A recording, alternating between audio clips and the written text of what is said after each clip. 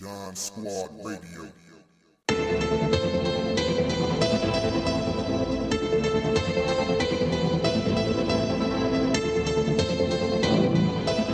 Ladies and gentlemen,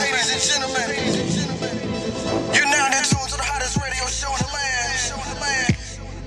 Dyme Squad Live, hosted by your girl, the lovely Dyme. Come on, Dyme, baby, tell them what it is.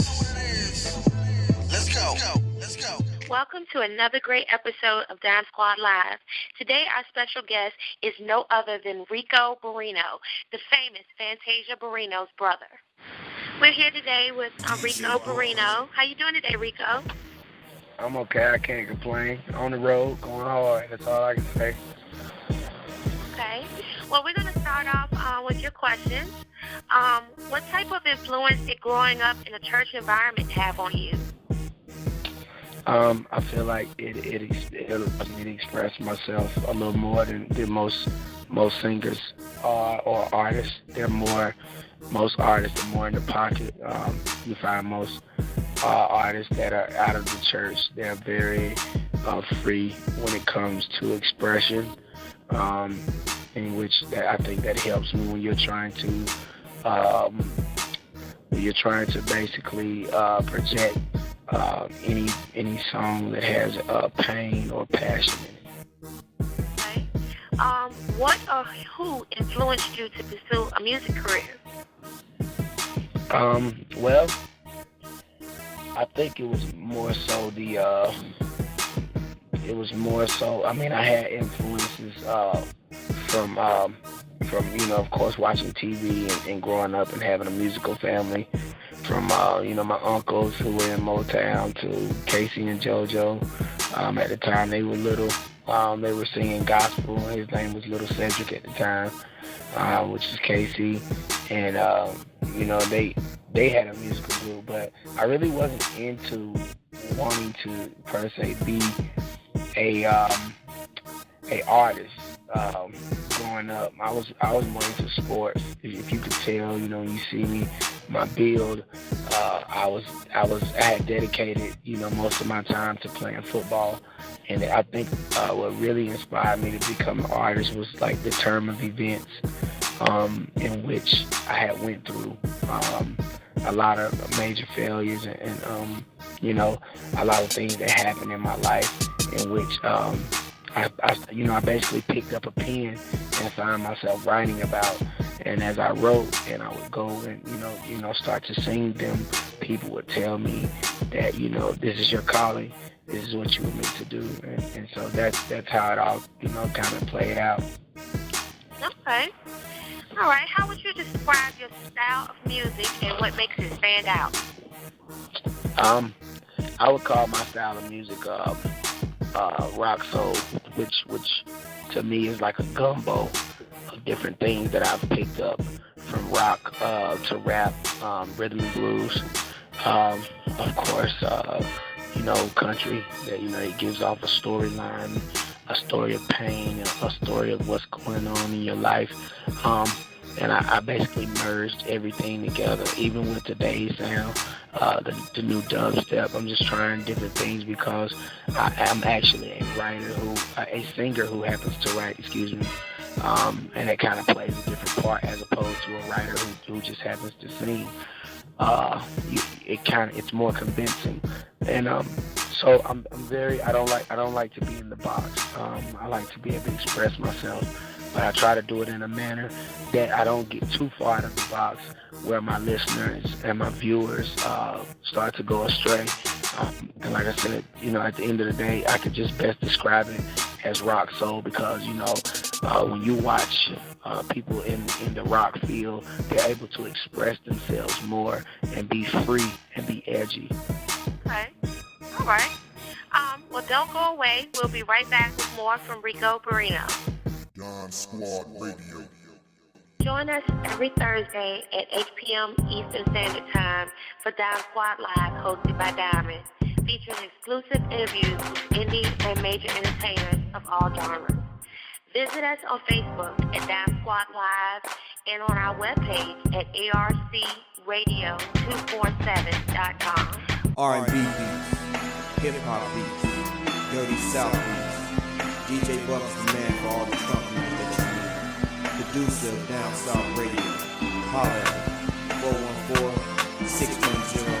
414-610-2997. Check him on the web.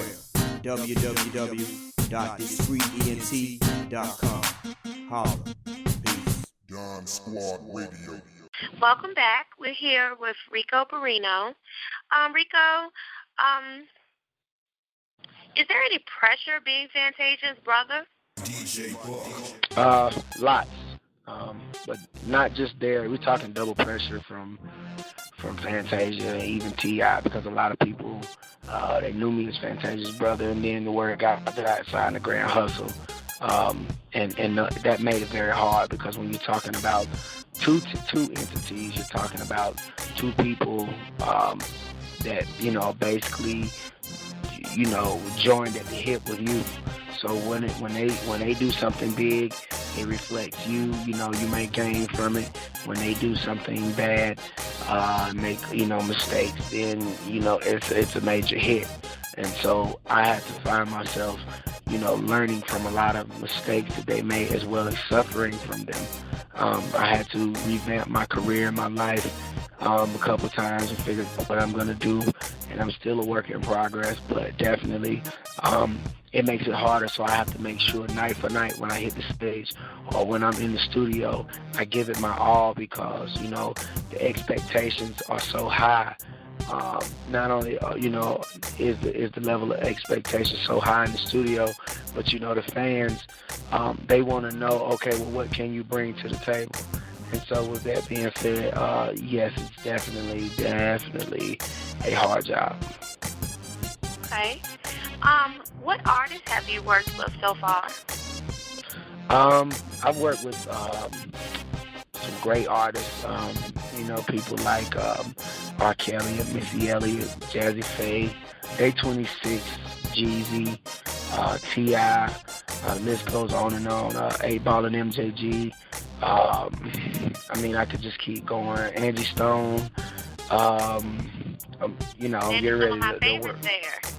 Yeah, I've had a ball in the blast being able to do what I had to do, and actually having people come to me and seek me for my craft, and that's a blessing. It's a very humbling experience because I know that God is working for me every time I go and set out to do something with my life. All right. In general, what is your most memorable moment in music so far? I think the most memorable moment, I think I may have two. I think one would be, three or four. I think when Missy pulled up, in her Lamborghini and came, she wanted to hear my music. That's one. And then when I think it was like 2 o'clock in the morning, 2 or 3, and Jazzy calls me up and it was like, yo, I need you to come to the studio. I was actually on my way home, like, Jazzy, listen, I'm tired. You're not finna do it. I'm not finna, I always wake up when the sun come up. I'm not gonna do it tonight. And then he says, R. Kelly's coming. Now, R. Kelly is one of my idols, you know what I mean? Mine and too. so I'm like, right. So I find myself in the studio, and he says, I like about Jazzy. He always tests me. But it's easy for me because I'm left-handed. Left-handed people have a tendency to go backwards with stuff. Like we'll look at a magazine backwards. We won't look, So we'll do stuff that's considered the wrong way, which is right to us. So he says to me, I want you to start with the B section, which is like right before the chorus, and I want you to write the song backwards. And so I wrote it backwards. And he says, all right, now he said, I'm gonna stop right there. We're gonna play with this. And we sat there, and I'm saying to myself, R. Kelly ain't coming. Sure enough, he comes in and he listens to it and he looks at me. He's like, man, you're amazing. And that right there, it did something for me. It really told me that, don't stop. Even when people tell you you're not, that you can't go on and your music's not good. I think the last one would be when I guess the moment when my sister won American Idol, I knew that that would change my life. To watch that confetti drop, I knew that the bad would come, and I knew there were going to be some things to definitely watch out for. But in a sense, I knew that this was the start of a new life. And, and again, God is always blessing me with new opportunities that will become milestones for me that will, definitely, it's going to be something to where I can remember a lot of term of events and opportunities that I got, and I'm always grateful for them, and I never take advantage of them. Okay. Sit tight. We'll be right back with more from Ricco Barino. Dyme Squad Radio. Want to be featured on the episode of Dyme Squad Live? Visit us online at arcradio247.com and click on Dyme Squad Live. Dyme Squad Radio. We're back with Ricco. Ricco, tell me about some artists that you haven't worked with that you would hope to work with someday. Let's see. It's funny. I want to be able to work with people like, my wish list consists of people like will.i.am, people like, it's weird for me. There's a group called Muse that I would love to work with, do some music with. Of course, people like Coldplay and Jay-Z. I like to do more music with R. Kelly in the future.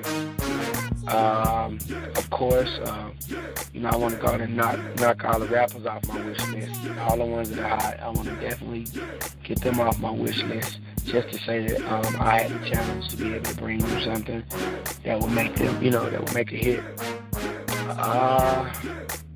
It's funny. The list goes on.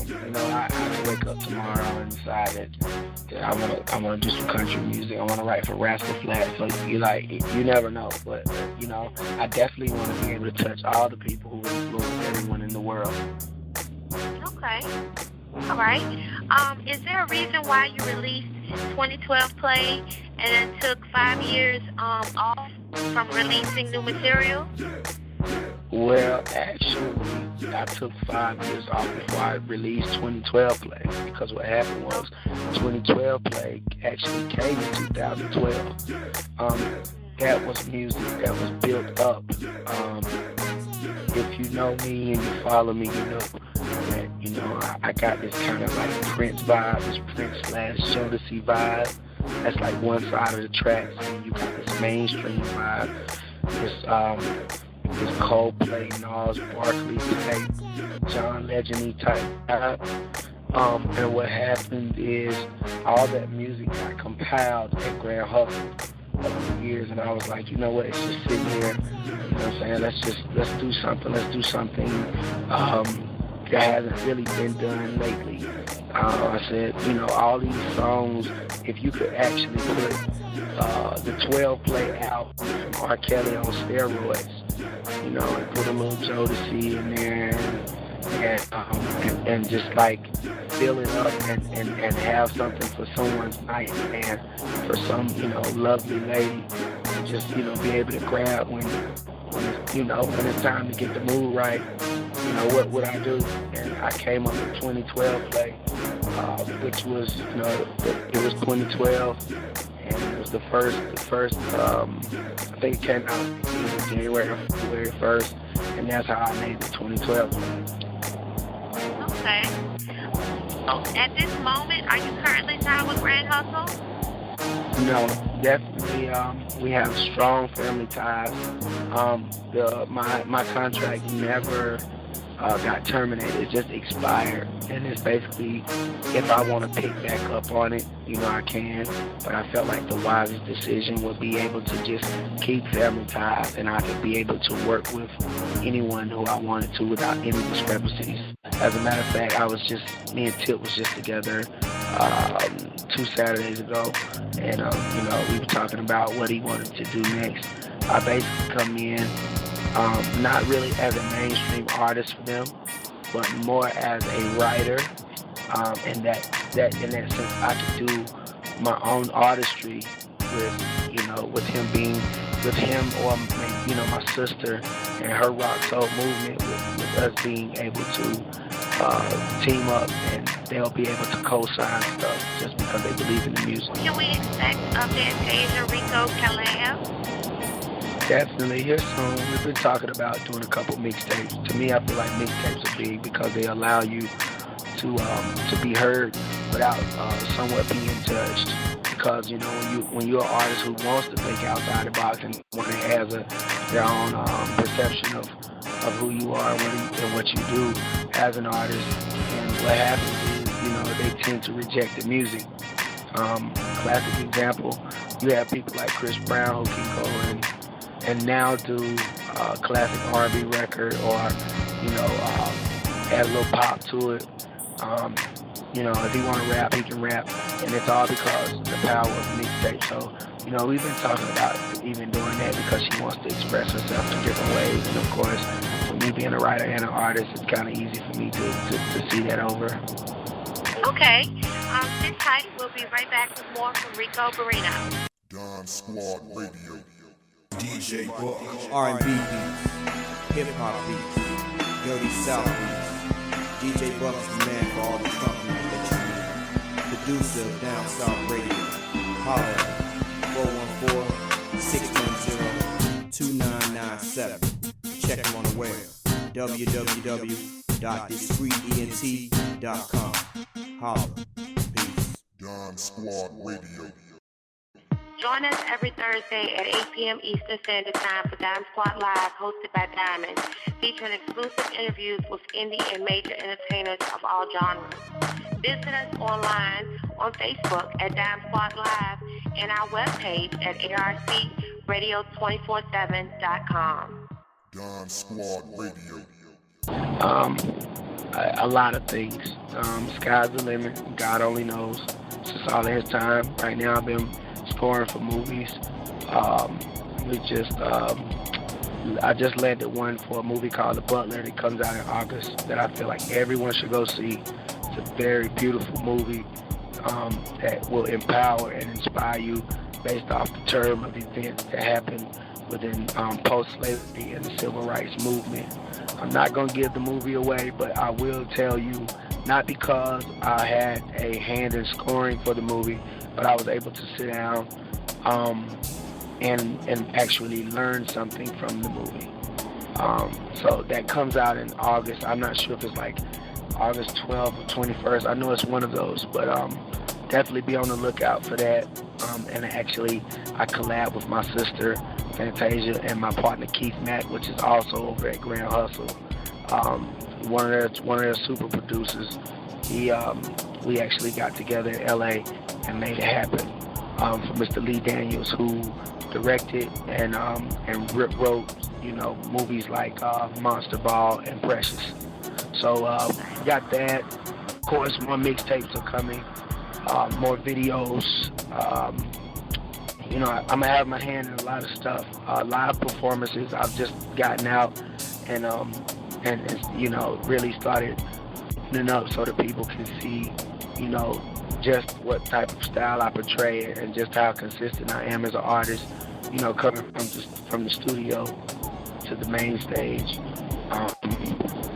The list goes on and on. That's all I could really say, you know, about it. I don't want to spoil too much stuff, you know what I'm saying? Yeah. So just be on the lookout. Okay. Do you have any advice for becoming artists that have big dreams of, you know, being famous? All I can say is that my advice would be to stay persistent and definitely, you know, educate yourself on the business, because the business is forever changing and there's a lot to learn. You don't want to get out here and get burned too much because sometimes it'll make you or break you as an artist.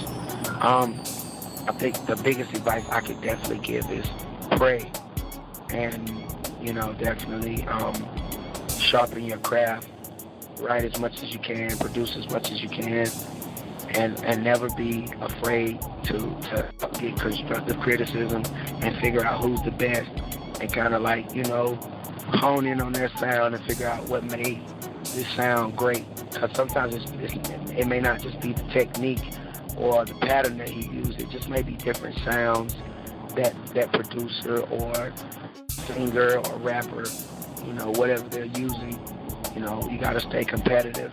And I think that's all you really need. Just keep faith and stay persistent. Okay. Well, tell us, how can you be contacted for booking, and where can we hear, your music, like your Reverb, Twitter, stuff like that?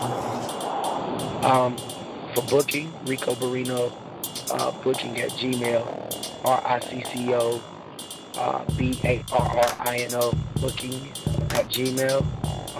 As far as my Twitter, I make everything self-explanatory and easy, and that's Ricco Barino at Gmail, Ricco Barino at Twitter.